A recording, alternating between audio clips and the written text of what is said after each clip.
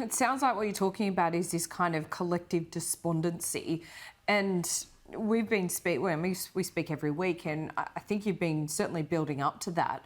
So what does it do then, Simon? We talk about aspirational voters, but where are those aspirational voters when there seems to be this despondency where people in some quarters have just given up, saying there is no point in, banging your head up against a brick wall. We're never going to get ahead.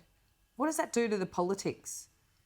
Yeah, I think the politics around this is going to be fascinating. And certainly I don't want to sort of convey a sense that, Middle Australia's fired up with this revolutionary zeal and they're all off to vote for the Socialist Alliance.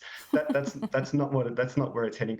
I think where it's heading is certainly right at the moment, it's not playing out in a Labor versus Liberal division. So it's not about people jumping off Labor and jumping off Liberal or vice versa, because that both seem to be as bad as each other on this stuff. And I think that's the point. I think what we're going to see going forward is a loss of patience.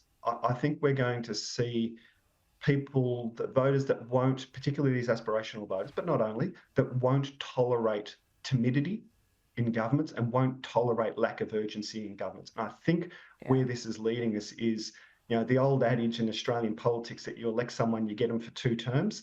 I think those days are going, and I think they're going quickly. I think what we're going to see is increasing intolerance to deal with these deep issues from voters. If governments don't look like they're making an effort, don't have to solve it all, but look like they're making an effort. People often talk to us in the group, we don't expect them to wave a magic wand, but we expect them to be on our side.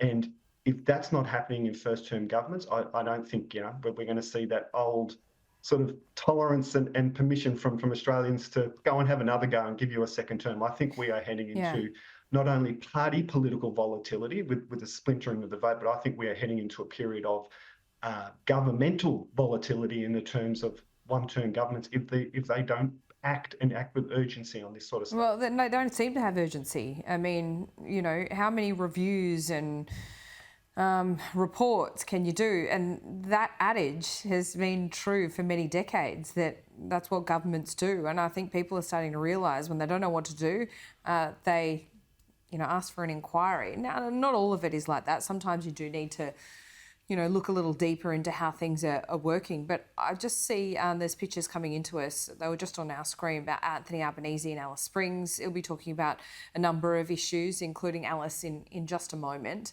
But Simon, I don't expect you to have, done focus groups that would have raised this already. But at the weekend, there was this women's rally and this controversy, which should actually be a sideline issue, but it's not, because it just speaks to a tone deafness from Anthony Albanese.